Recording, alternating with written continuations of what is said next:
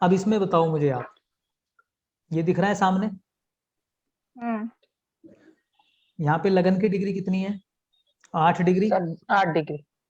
8 में से 15 माइनस नहीं होगा, तो 15 क्या करेंगे हम? Plus plus. करेंगे। 15 प्लस कर देंगे तो कितना आ जाएगा? 23। 23। 23 डिग्री 30 मिनट। 23 डिग्री 30 मिनट से ज्यादा 800 जिन सेकंड। प्लैनेट्स की डिग्री होगी वो शिफ्ट कर जाएंगे आगे की तरफ। ये देख लो डिग्री। मंगल की कितनी है? 28, मार्च। हाँ। 28। तो आगे जाएगा। सूर्य कितनी है? 20। सूर्य कितनी है? 20। 20। देखो हाँ। ये 20 है तब भी शिफ्ट कर रहा है। शुक्र है 16 डिग्री का, तब भी शिफ्ट कर रहा है ये। 16। अभी इसका कॉन्सेप्ट दिखाता हूँ, जो मैंने आपको श्रीपति कॉन्सेप्ट बताया था। हाँ। शनि की डिग्री कितनी है? 25, ये हम्म। भी चला गया। ये कितना है? 21, ये भी आगे चला गया। अब यहाँ पर देखो,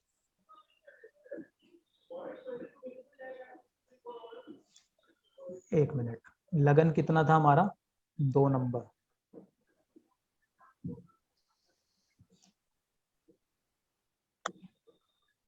और इसको हम दिखाते हैं इसमें।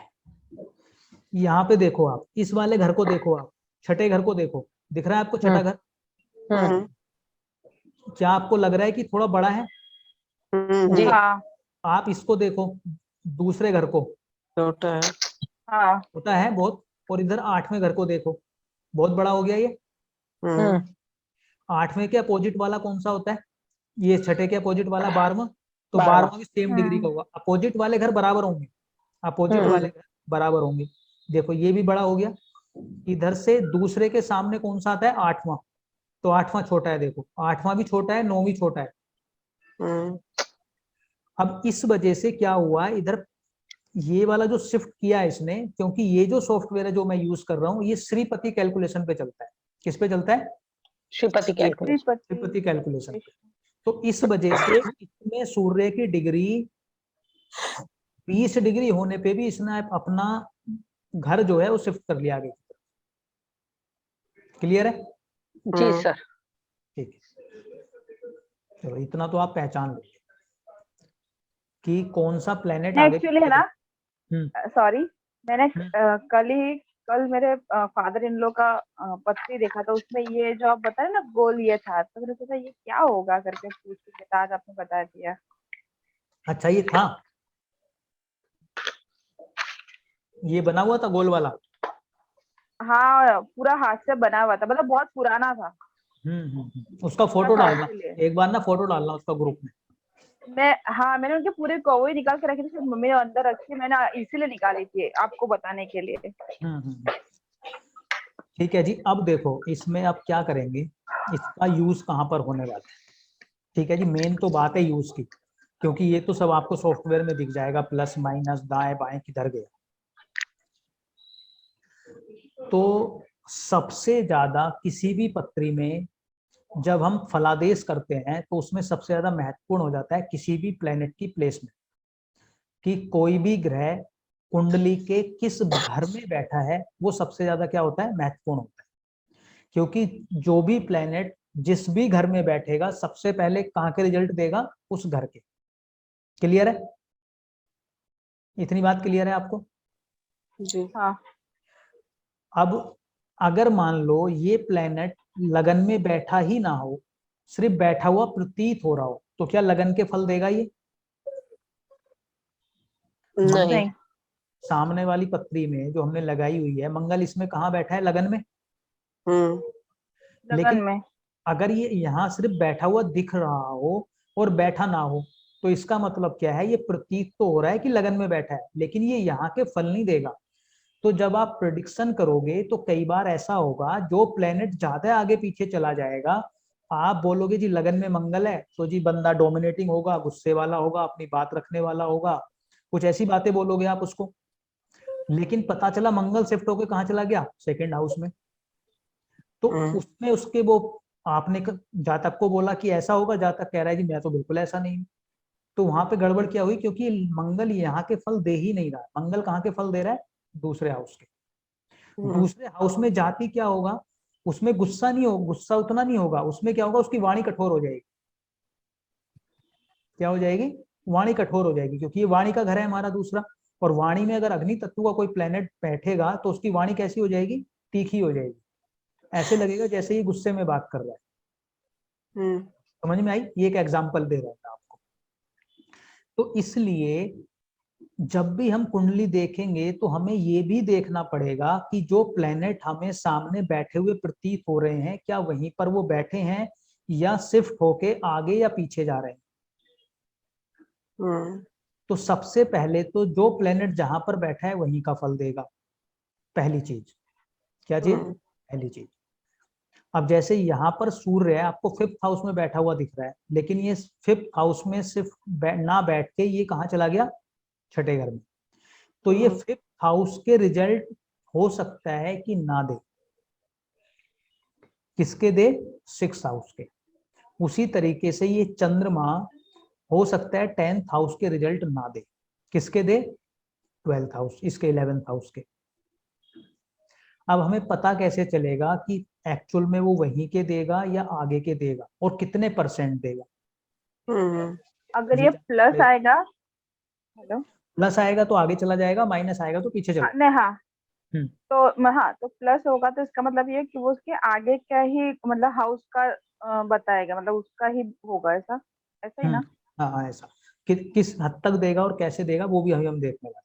अच्छा, दूसरा, अब मान लो सूर्य है यहाँ पर कन्या राशि से कन्या राशि में है सूर्य। किसमें है? कन्या राशि में। जब ये अपना घर शिफ्ट करेगा तो किसमें पहुंचेगा? छठे घर में। तो अब ये आपको ध्यान रखना है, आप इसने सिर्फ अपना घर शिफ्ट किया है, अगले घर में गया है, ये अगले भाव में गया है, राशि नहीं बदली है। बात समझ में आई? सूर्य अच्छा, है, राशि वही रहेगी? राशि वही रहेगी। तो कभी भी इस चीज को मत कर लेना कि सूर्य यहाँ पर कन्या राशि में बैठा है और आप कह दो जी सूर्य तो नीच का हो गया। हाँ, तुला में तो नीच का हो जाएगा। तो कभी भी ये प्रेडिक्ट मत कर देना और नीच के सूर्य के फल मत बता देना। बात समझ में आई? यहाँ पर सिर्फ क्या चेंज हो रहा है? भाव। क्योंकि हम भाव चलित की बात कर रहे हैं, राशि चलित नहीं है ये। क्या है? भाव चलित है। तो इसका मतलब ये है कि जो भी प्लेनेट जिस राशि में बैठा है वो रहेगा उसी राशि में, सिर्फ अपना घर बदलेगा। क्या करेगा? अपना घर बदलेगा। क्लियर है इतनी बात? जैसे मंगल यहाँ पर क्या बैठा है? वृषभ का है। तो ये वृषभ राशि के अनुसार ही फल देगा। बस होगा क्या कि ये दूसरे घर के फल देगा। क्लियर है? जी। जैसे ओके सर। यहाँ पर चंद्रमा क्या है? कुंभ का है। तो क्या आगे जा रहा है, तो आप इसको ये नहीं बोल सकते कि गुरु और चंद्रमा राशि में है, क्योंकि आगे चला गया तो गुरु के पास चला गया ना ये। तो आप इसको ये बोलोगे कि गुरु और चंद्रमा मीन राशि में आ। क्लियर है? क्लियर है इतना? जी तो सर। हमें ध्यान रखना है कि सिर्फ भाव बदला है प्लेनेट ने, उसने राशि नहीं बदली है। क्लियर? जी सर। ठीक है। अब हम दूसरा योग की बात करते हैं। जैसे गज केसरी योग की हमने बात करी थी, तो गज केसरी योग कब बनता है? जब गुरु और चंद्र साथ हो या एक दूसरे से कहां हो? केंद्र में हो। गुरु और चंद्रमा साथ होंगे तो गज केसरी बनेगा, या फिर क्या होंगे? चंद्रमा से गुरु केंद्र में होगा तो बनेगा। यही बात थी। अब यहां पर आप देखो, अब मैं इसको इधर दिखाता हूं। ये दिख रहा है आपको? चक्र दिख रहा है? जी। इस चक्र को देखने से पहले मैं आपको एक चीज और दिखाता हूँ। आप ये बताओ, सूर्य और शुक्र की डिग्री में कितने डिग्री का अंतर है? यहीं पे लगा देता हूँ मैं सामने। ये 16 डिग्री और ये 20 डिग्री दिख रहा है? 4 डिग्री का। 4 डिग्री का। तो शुक्र क्या हो गया? कंबस्ट हुआ। जो भी प्लेनेट सूर्य के पास आता है वो कंबस्ट हो जाता है ना। ठीक है, इतनी बात क्लियर है? अब एक देखो, अब मैं आपको एक चीज दिखाता हूँ। कई बार क्या होगा कि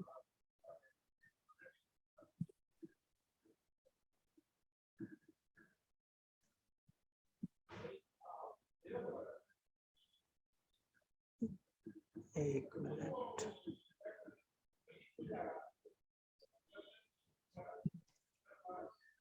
ये देखो, अब क्या है, सूर्य अगली राशि में है, किसमें है, तुला में, दिख रहा है सूर्य तुला में है, और शुक्र किसमें है, कन्या में। लेकिन तब भी क्या लिखा हुआ आ रहा है यहाँ पर, कंबस्ट। कंबस्ट। क्यों? क्योंकि इन दोनों की बीच की डिग्री का जो डिफरेंस है मात्र 1 डिग्री है। क्लियर है? ओके। तो इसका मतलब क्या हुआ कि प्लेनेट अगर राशि परिवर्तन कर भी गया, तब भी अगर उन सूर्य की और उस प्लेनेट की डिग्री का डिफरेंस कम है, सूर्य की और उस प्लेनेट की डिग्री का, कोई भी प्लेनेट हो सकता है, वो उसकी डिग्री का अगर डिफरेंस क्या है, कम है, तब भी सूर्य उस प्लेनेट को कंबस्ट कर देगा। क्लियर है इतनी बात? तो क्या उससे कोई राशि का फर्क पड़ा कि सूर्य अगली राशि में है और बाकी प्लेनेट तीसरी राशि में है तो कंबस्ट नहीं करेगा? ऐसा फर्क तो नहीं पड़ा। ठीक है, याद रखना इस बात को। अब इसी से क्या होगा, हमारा ये फलित होने वाला है। अब यहाँ पर देखो, यहाँ पे चंद्रमा और गुरु अलग अलग है, चंद्रमा और गुरु क्या है, अलग अलग है, अलग राशियों में है। और यहाँ पर गुरु की डिग्री कितनी है, 8 डिग्री, 8। और चंद्रमा की डिग्री कितनी है, 21 डिग्री। ये कौन खा रहा है, म्यूट रखो अपने आप। चंद्रमा की डिग्री है 21 और गुरु की डिग्री कितनी है, 8। कितनी डिग्री का डिफरेंस है इन दोनों के बीच में, 17।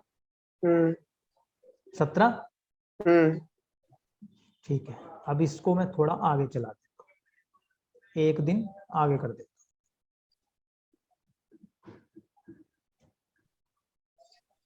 एक दिन तो ज्यादा हो गया, 7 ही करता हूँ, घंटे चलाता हूँ।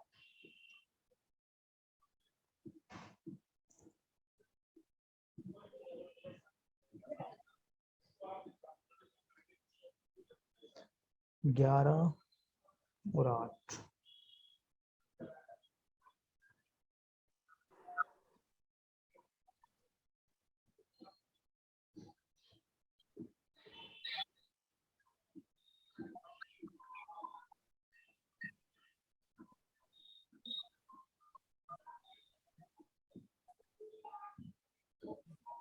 यहाँ पर देखो, अब डिग्री बताओ, चंद्रमा कितना है, 27 डिग्री, और गुरु कितना है, 8 डिग्री।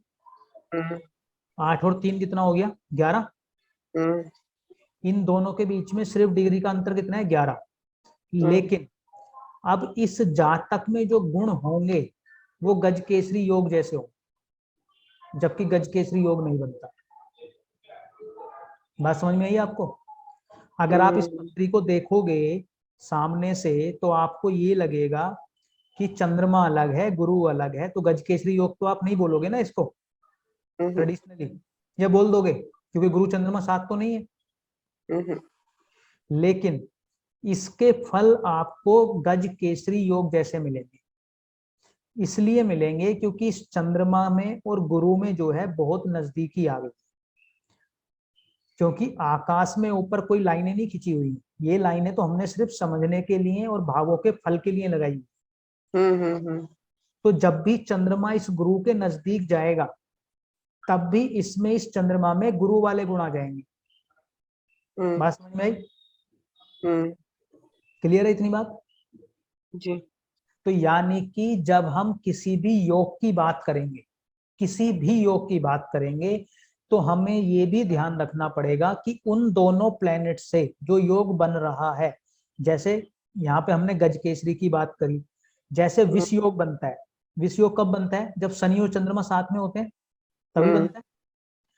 तो अगर इन दोनों के बीच में डिग्री वाइज ज्यादा डिफरेंस है, एक ही घर में बैठे हुए भी, मान लो चंद्रमा 1 डिग्री का बैठा है और शनि 25 डिग्री का बैठा है, जैसे मैं आपको इसमें ये भी दिखा देता हूँ, देखो चंद्रमा को पीछे ले जाते हैं,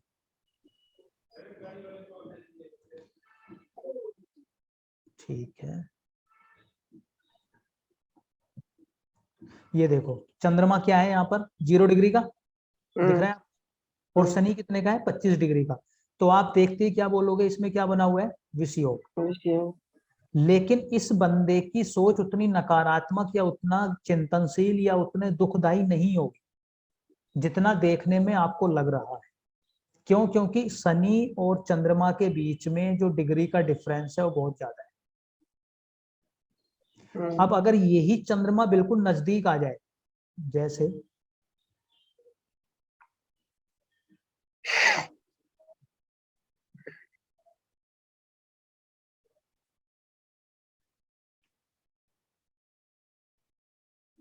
ये देखो चंद्रमा और शनि कितने डिग्री का अंतर है, 60 डिग्री का।